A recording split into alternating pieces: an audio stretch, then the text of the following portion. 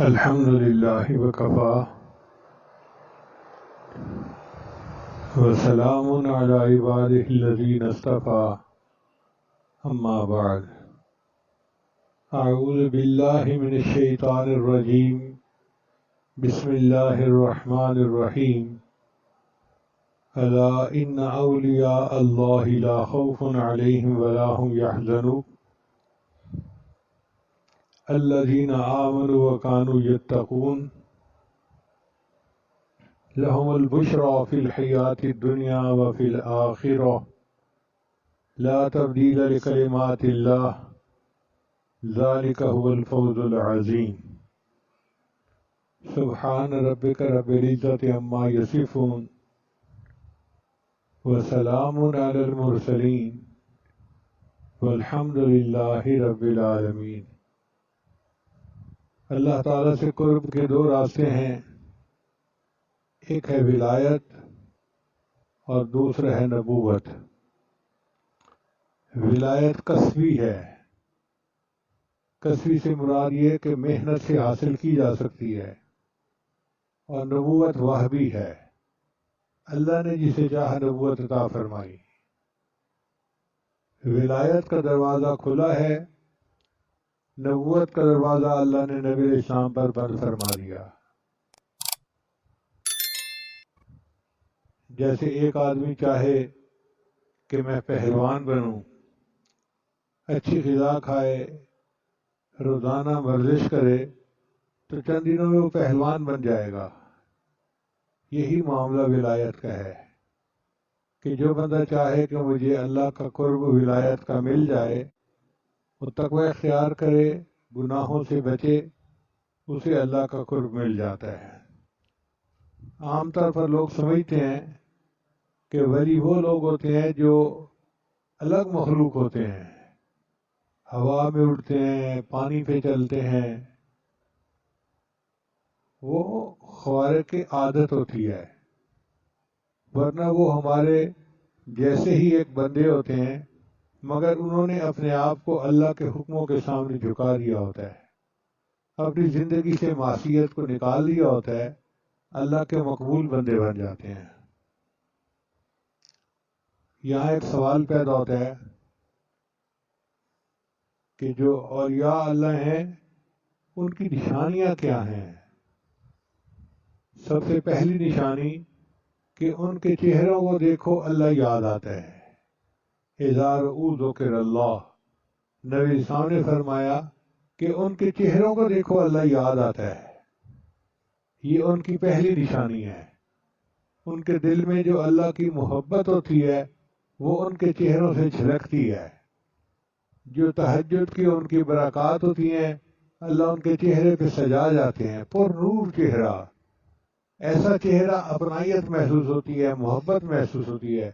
جس طرح لوہا مقناطیس کی طرف کھنچتا ہے، بندہ اس طرح اولیاء اللہ کو دیکھ کے ان کی طرف کھنچ رہا ہوتا ہے، دل کھنچ رہا ہوتا ہے، وہ دلوں کے مقناطیس ہوتے ہیں۔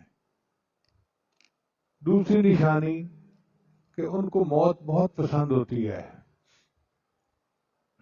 اللہ فرماتے ہیں قُلْ يَا أَيُّهَا الَّذِينَ هَادُوا إِن زَعَمْتُمْ أَنَّكُمْ أَوْلِيَاءُ لِلَّهِ مِن دُونِ النَّاسِ فَتَمَنَّوُا الْمَوْتَ إِن كُنتُمْ صَادِقِينَ۔ موت انہیں کیوں پسند ہوتی ہے؟ کہ ان کو پتہ ہوتا ہے کہ مرنے کے بعد ہمیں اللہ کا دیدار نصیب ہوگا، اللہ سے ملاقات ہوگی، تو ان کا دل چاہتا ہے کہ بس یہ دنیا کے امتحان ختم ہو، موت آئے اور مجھے میرے اللہ سے ملا دے۔ حدیث مبارکہ میں الموت جسر یوصل الحبیب الی الحبیب، موت ایک پل ہے، ایک دوست کو دوسرے دوست کے ساتھ ملا دیتی ہے۔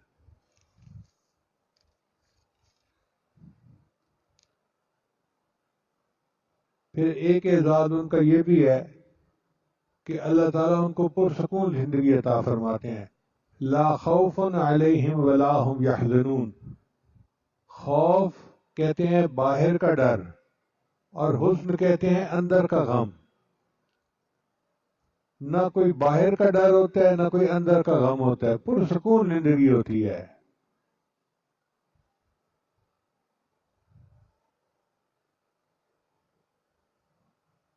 بعض علماء نے خوف اور حزن میں فرق یہ کیا کہ خوف کہتے ہیں الفکرۃ علامات، کسی آنے والی پریشانی اس کے اوپر بندے کو خوف ہونا، اس کو خوف کہتے ہیں. اور حزن کہتے ہیں الحسرت علامہ فات، جو ہو گیا اس کے اوپر حسرت. ان کو نہ حسرت ہوتی ہے نہ خوف ہوتا ہے. بعض نے فرمایا کہ جو اپنے بارے میں ہو اس کو خوف کہتے ہیں، اور جو کسی دوسرے کے بارے میں ہو اس کو حزن کہتے ہیں. اسی لیے سیدنا صدیق اکبر عنہ جب غار ثور میں نبی علیہ السلام کے ساتھ گئے تو اللہ نے فرمایا اپنے حبیب کے حوالے سے لا تحزن ان اللہ معنا، لا تخف نہیں فرمایا کہ خوف نہ کر، لا تحزن غصہ نہ کر، اس لیے کہ ان کو اپنا ڈر نہیں تھا، ان کو نبی علیہ السلام کا غم تھا کہ یہ کافر جو ہیں کہیں میرے محبوب تک رسائی حاصل نہ کر سکیں. تو بہرحال اولیاء اللہ کی یہ نشانی، نہ کوئی خوف ہوتا ہے نہ کوئی حزن ہوتا ہے، پرسکون زندگی ہوتی ہے. ایک بزرگ فرمایا کرتے تھے کہ اللہ نے اپنے اولیاء اللہ کے سینوں میں جو سکون رکھا ہوتا ہے، اگر اس کی زکوٰۃ نکالی جائے اور شہر کے پریشان لوگوں میں تقسیم کی جائے تو کوئی پریشان بچے ہی نہیں. ابراہیم ادم رحمۃ اللہ فرمایا کرتے تھے اگر ان بادشاہوں کو پتہ چل جائے کہ اولیاء اللہ کے دل میں کتنا سکون ہوتا ہے تو یہ فوجیں لے کے ہم پر چڑھائی شروع کر دیں کہ ہمیں بھی چاہیے.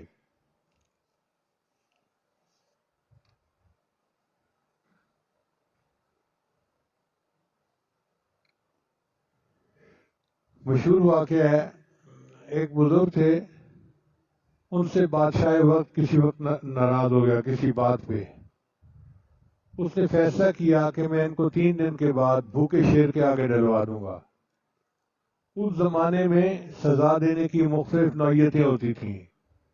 کسی کو درے لگوائے جاتے تھے، کسی کو پھانسی چڑھایا جاتا تھا، اور کسی کو شیر کے آگے ڈالتا تھا اور شیر کو 2-3 دن بھوکا رکھا جاتا تھا.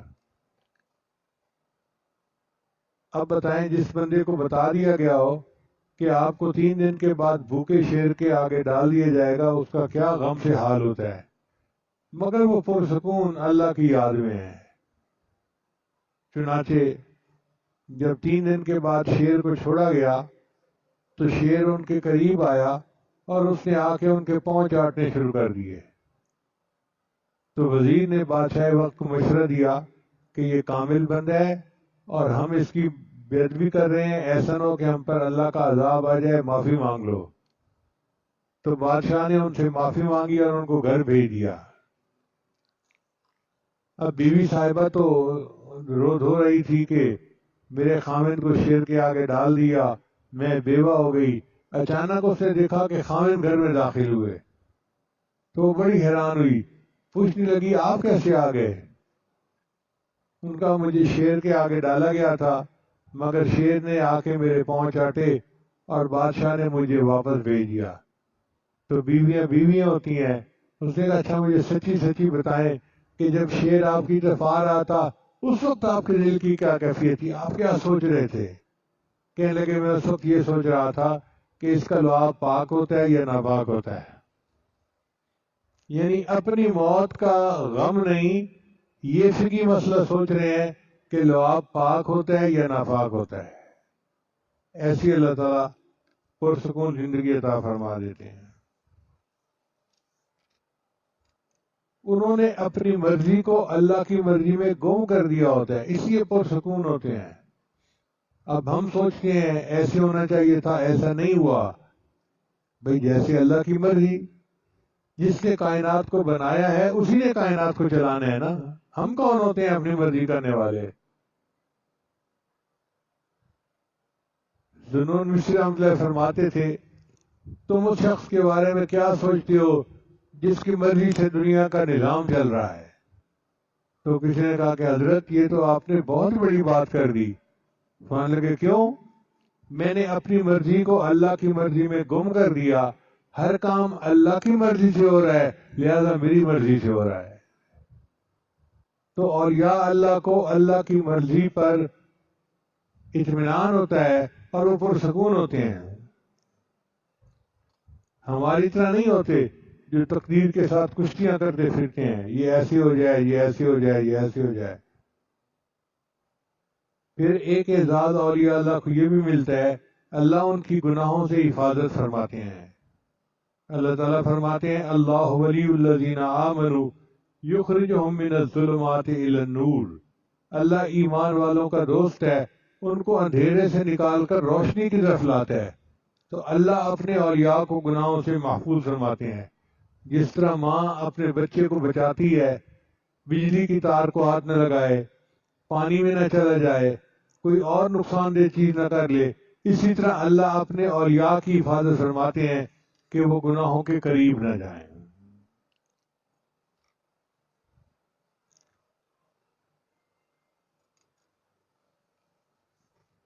یہاں ایک فرق سمجھ لیجئے کہ اللہ تعالیٰ اولیاء کی حفاظت کرتے ہیں کہ وہ گناہوں کے قریب نہ جائیں، اور انبیاء جو کہ معصوم ہوتے ہیں اللہ گناہوں کو ان کے قریب نہیں آنے دیتے. چنانچہ یوسف علیہ السلام کے بارے میں اللہ فرماتے ہیں کذالک لنصرف عنہ السوء والفحشاء. ہم نے سوء اور فحشاء کو اپنے یوسف سے الگ رکھا کہ تم جا ہی نہیں سکتے ان کے قریب. یہ معیار ہے زندگی کا، یہ معصوم ہستیاں ہیں. تو انبیاء کے قریب گناہوں کو نہیں آنے دیتے اور اولیاء کو گناہوں کے پاس نہیں جانے دیتے، حفاظت فرماتے ہیں. پھر اولیاء اللہ کا ایک تیسرا ماضی ہوتا ہے اعزاز کے، جو ان سے دشمنی کرتا ہے وہ گویا اللہ سے دشمنی کر رہا ہوتا ہے. حدیث قدسی میں اللہ تعالیٰ فرماتے ہیں من عاد لی ولیا فقد آذنتہ بالحرب. جس نے میرے ولی سے دشمنی کی میرا اس کے ساتھ اعلان جنگ ہے. اب بتائیے کہ اللہ کے ساتھ اعلان جنگ ہو جانا، اللہ فرماتے ہیں اعلان جنگ ہے میرا اس کے ساتھ. حضرت مولانا حسین مدنی رحمۃ اللہ علیہ تقسیم کے خلاف تھے. یہ جو پاکستان اور انڈیا کی تقسیم ہوئی تو مسلم لیگ کے کچھ لوگ ان کے بہت مخالف تھے. ایک دفعہ وہ تقریر کر رہے تھے تو ایک بندے نے ان کو کھڑے ہو کے کہا کہ آپ تو بھونکتے ہی رہتے ہیں، مخالفین جیسے بات کرتے ہیں. اللہ کی پکڑ آ گئی، وہ بندہ ایک ایسی مرض میں مبتلا ہوا کہ اپنی زندگی کے آخری وقت میں آواز نکالتا تھا تو گدھے کی طرح بھونکنے کی آواز آتی تھی.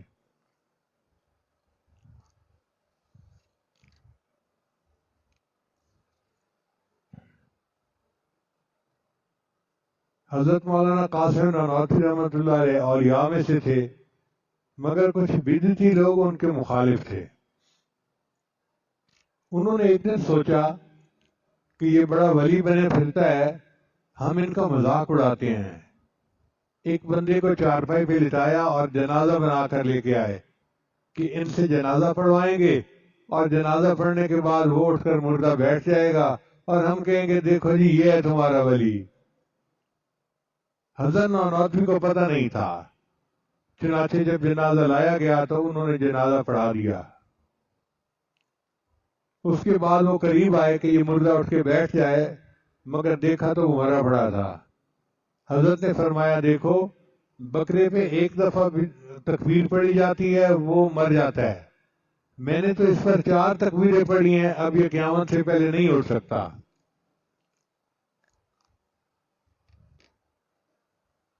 پھر اللہ فرماتے ہیں لہم البشریٰ فی الحیات الدنیا وفی الآخرہ. ان کے لیے بشارتیں ہیں دنیاوی زندگی میں اور آخرت میں بھی. اب یہ بشرا سے کیا مراد ہے؟ بشارتوں سے ایک مصداق یہ ہے کہ اچھے خواب آتے ہیں ان کو. چنانچہ اولیاء اللہ کو خواب میں نبی اسلام کی زیارت ہوتی ہے، اللہ تعالیٰ کی زیارت ہوتی ہے، اہل اللہ کی زیارت ہوتی ہے. یہ بشرا ہے، یہ ان کے لیے بشارتیں ہیں اللہ کی طرف سے.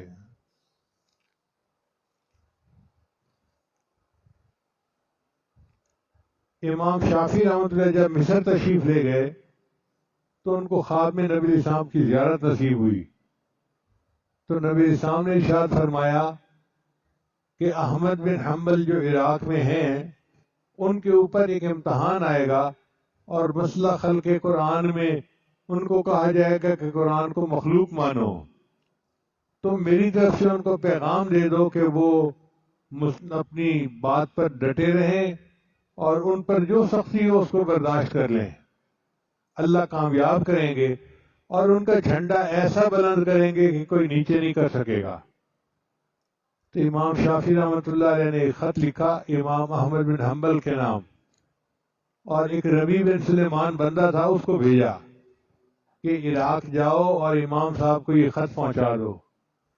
وہ بندہ فجر کی نماز میں پہنچا، امام صاحب سے ملاقات ہوئی تو اس نے خط پیش کیا۔ امام صاحب نے پوچھا آپ نے خط پڑھا ہے؟ کہ نہیں، مجھے منع کیا گیا تھا کہ خط نہ پڑھنا۔ تو امام صاحب نے پھر اس کی مہر توڑی اور اس کو پڑھا۔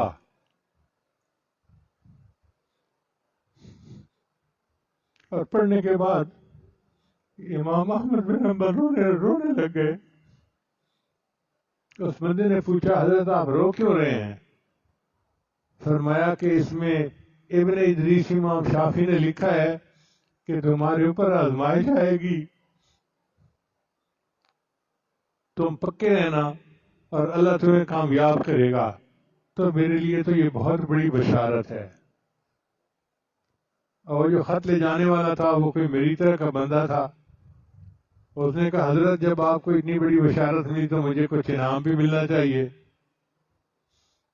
تو امام احمد بن حنبل کے پاس 2 چادریں تھیں، جیسے ہم لوگ یہ رومال ڈالتے ہیں نا کندھے پر، انہوں نے اوپر ایک چادر لی ہوئی تھی، انہوں نے وہ چادر اتار کر دے دی ہدیہ کے طور پہ۔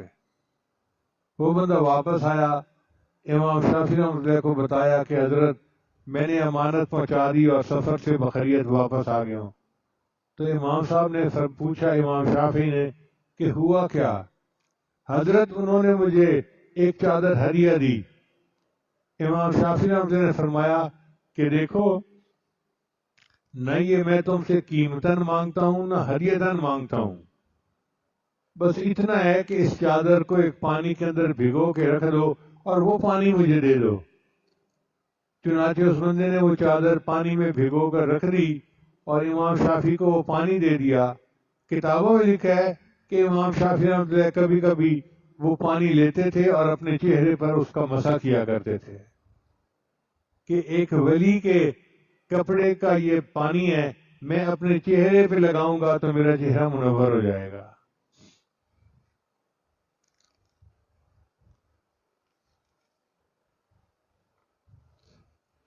بشرا کا دوسرا معنی ہے محبوبیت اور قبولیت۔ تو اللہ تعالیٰ اپنے اولیاء اللہ کو دنیا میں محبوبیت دے دیتے ہیں، ہر بندہ محبت کرتا ہے۔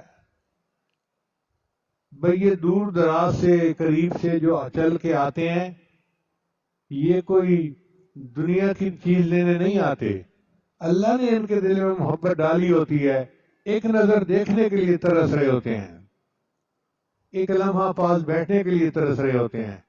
اللہ فرماتے ہیں ان الذین آمنوا وعملوا الصالحات سیجعل لهم الرحمن ودا، رحمان ان کے دلوں میں محبت پیدا کر دے گا۔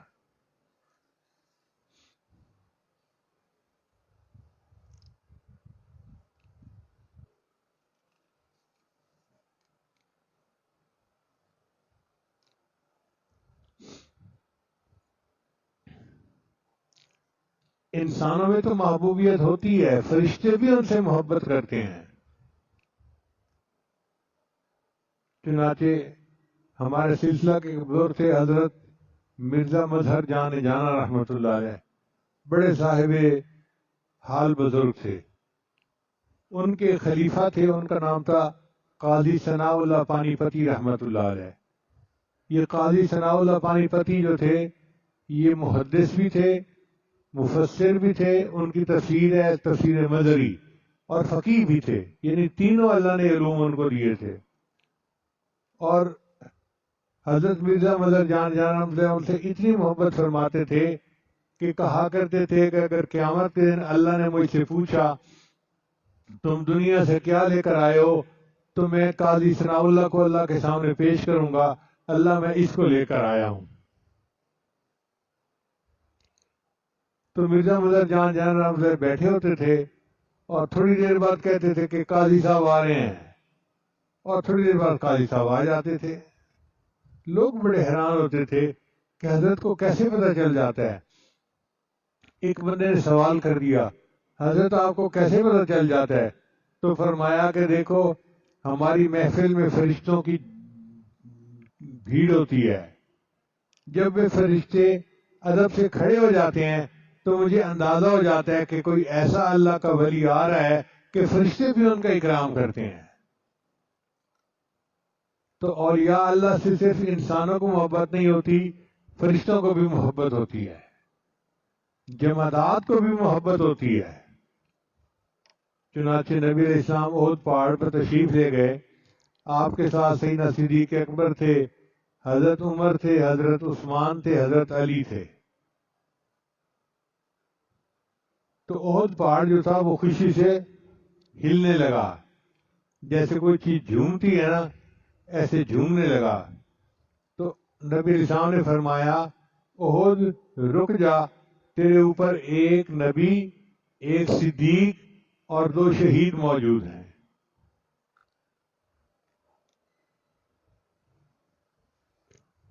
پھر درندے بھی ان سے محبت کرتے ہیں۔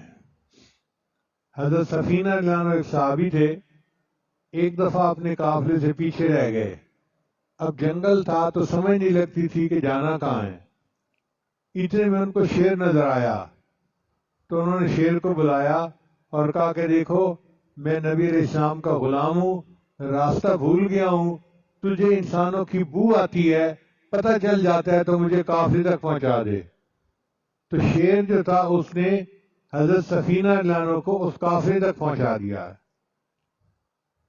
تو جانور بھی محبت کرتے ہیں، پہاڑ بھی محبت کرتے ہیں، فرشتے بھی محبت کرتے ہیں، انسان بھی محبت کرتے ہیں۔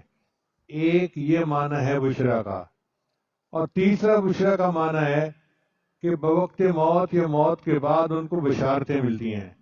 الذین تتوفاہم الملائکۃ طیبین یقولون السلام علیکم۔ اللہ ان کو ایسی زندگی دیتے ہیں کہ ملک الموت جب آتے ہیں تو آ کر ان کو سلام کرتے ہیں۔ پھر یہ جب آخرت میں جائیں گے تو اللہ ان کو سلام کریں گے، سلام قولا من رب الرحیم۔ اور یہ لوگ جب جنت میں جائیں گے تو فرشتے سلام کریں گے، سلام علیکم طبتم فادخلوها خالدین۔ کیسی زندگی ہے، فرشتے بھی سلام کر رہے ہیں، اللہ بھی سلام کر رہے ہیں، اور جنت میں بھی ان کو سلام کیا جا رہا ہے۔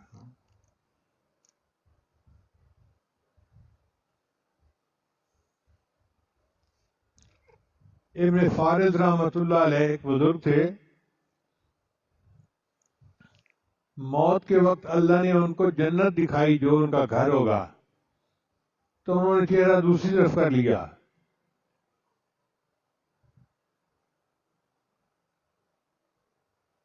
اور ایک شعر کہا، ان کان منزلتی فی الحب عندکم، اے اللہ اگر تیری محبت میں میری منزل یہ ہے، ما قد رأیت فقط ضیعت ایامی، میں نے تو زندگی ضائع کر لی، میں نے اس جنت کی خاطر تیری عبادت نہیں کی تھی، میں نے تو تیری محبت سے تیری عبادت کی تھی۔ مصر میں ان کی قبر ہے، میں وہاں گیا تو لکھا ہوا تھا سید الوشاق ابن فارض رحمۃ اللہ علیہ۔ تو اللہ تعالیٰ ان کو ایسے بشارتیں دیتے ہیں۔ حضرت مولانا انور شاہ کشمیری رحمۃ اللہ علیہ بیمار تھے، آخری وقت میں ان کی زوجہ ان کے پاس تھیں، وہ فرماتی ہیں کہ میں نے دیکھا کہ ہمارے صحن کے اندر سفید کپڑوں میں امامہ باندھے بہت سارے لوگ ہیں۔ میں بڑی حیران ہوئی کہ طلباء کو تو اندر آنے کی اجازت نہیں، یہ کون ہے؟ پھر میں نے سوچا شاید علوم کے اساتذہ آ گئے ہوں،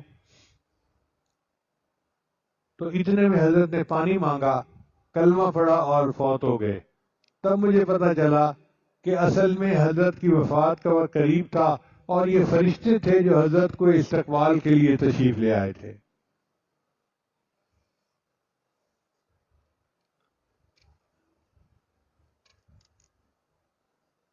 پھر ایک نعمت یہ کہ ان کو اللہ کی رضا ملتی ہے۔ حدیث مبارکہ میں ہے کہ اللہ تعالیٰ جنتیوں کو جنت میں ہر نعمت عطا کریں گے اور جنتی خوب اس سے جو ہے مزے لوٹیں گے۔ ایک وقت آئے گا کہ اللہ تعالیٰ پوچھیں گے کہ میرے بندو تمہیں کسی اور چیز کی ضرورت ہے؟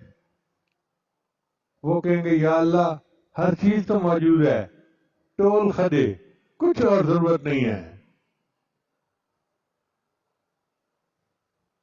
تو اللہ تعالیٰ فرمائیں گے اچھا اپنے علماء سے پوچھو۔ جنت میں بھی ہمیں علماء کی ضرورت پڑے گی، چنانچہ لوگ اپنے اپنے علماء سے پوچھیں گے کہ اللہ تعالیٰ یہ فرماتے ہیں تو ہم کیا کہیں؟ علماء کہیں گے ہاں ہر چیز مل گئی، ایک چیز کی کمی باقی ہے کہ اللہ نے اپنے راضی ہونے کا بھی اعلان نہیں فرمایا۔ تو پھر سب جنتی اللہ کے سامنے فریاد کریں گے اور اللہ پھر ان کو کہیں گے کہ میرے بندو میں تم سے راضی ہوں، اس کے بعد آج کے بعد تم سے کبھی ناراض نہیں ہوں گا۔ یہ کیسے خوش نصیب لوگ ہیں جن کو اللہ کی رضا نصیب ہو جائے گی۔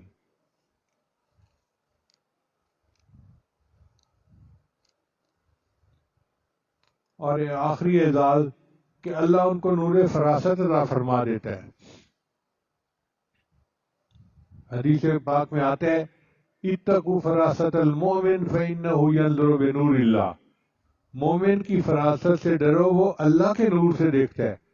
اللہ ان کو ایک ایسا نور دے دیتا ہے کہ جس سے ان کو حق اور باطل کے درمیان پہچان ہو جاتی ہے۔ حضرت مرزا مظہر جان رحمۃ اللہ کے پاس ایک شخص انگور آیا، حضرت کھا لیجئے۔ حضرت نے اٹھائے اور رکھ دیے۔ اس نے کہا کہ حضرت آپ کھاتے کیوں نہیں؟ فرمایا مجھے اس میں سے مردوں کی بو آتی ہے۔ وہ شخص بڑا حیران ہوا۔ پھر اس کو خیال آیا کہ میں پتہ تو کروں کہ یہ انگور آئے کہاں سے ہیں۔ دکاندار کے پاس گیا، کہاں سے لیے؟ اس نے کہا اس طرح کا ایک بندہ آتا ہے، بیچ جاتا ہے، میں لے لیتا ہوں۔ جب اس بندے کا پتہ کیا تو اس نے قبرستان کے اندر انگوروں کی بیلیں لگائی ہوئی تھی۔ قبرستان کے اندر انگوروں کی بیلیں لگیں اور ان کو اپنے منہ کے قریب جا کر پہچان ہو گئی کہ اس میں سے مردوں کی بو آ رہی ہے۔ حضرت مولانا احمد علی لاہوری رحمۃ اللہ علیہ کا یہ کشف بہت مشہور تھا۔ فرماتے تھے کہ تم حلال اور حرام چیزیں لے کر میرے پاس آؤ، میں حلال کو ایک طرف کر دوں گا، حرام کو ایک طرف کر دوں گا۔ اور یہی کیفیت حضرت خواجہ نعمان صدیقی رحمۃ اللہ علیہ کی تھی۔ اللہ نے ان کو بہت کشف دیا تھا۔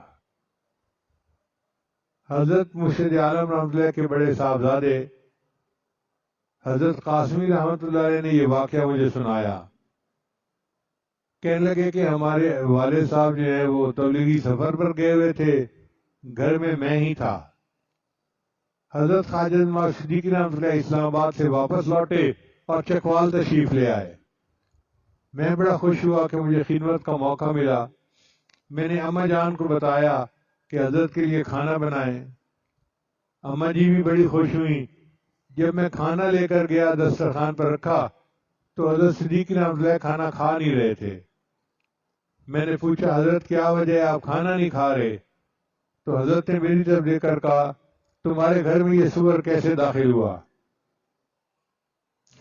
کہتے ہیں میں تو گھبرا گیا، پسینے چھوٹ گئے۔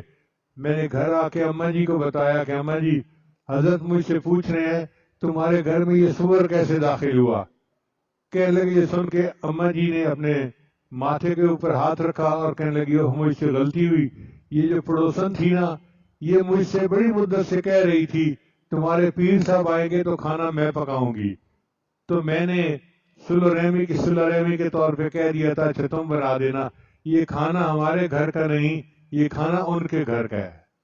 پتہ چلا کہ ان کے استاد، ان کے جو ہسبینڈ تھے وہ ٹیچر تھے، مگر انہوں نے اپنے پیسے سیونگ اکاؤنٹ میں رکھے ہوئے تھے جس میں کچھ سود شامل ہو جاتا ہے، اس وجہ سے حضرت کو پتہ چل گیا کہ اس پیسے کے اندر حرام داخل ہے، تو حضرت نے فرمایا کہ یہ سور تمہارے گھر میں کیسے داخل ہو گیا؟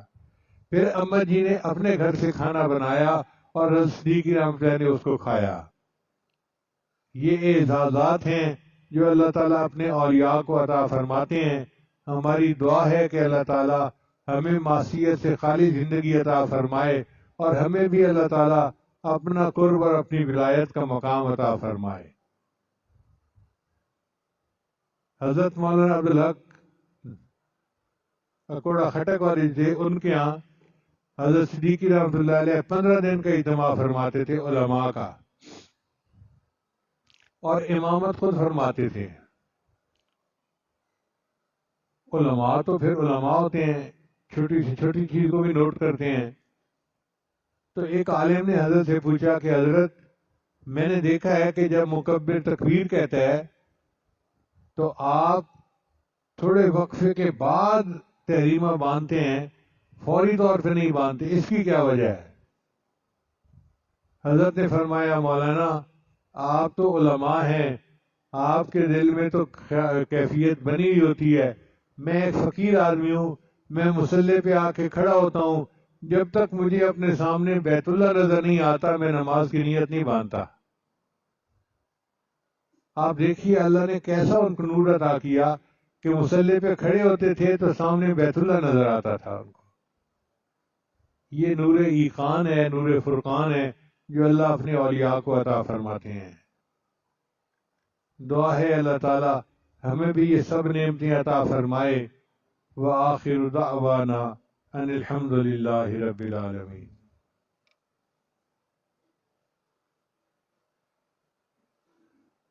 جی بہت سارے احباب بیعت کے لیے آئے ہیں اور تجدید بیعت کے لیے بھی آئے ہیں، تو یہ عاجز چند کلمات پڑھائے گا، سچے دل کے ساتھ پیچھے پیچھے پڑھتے جائیے۔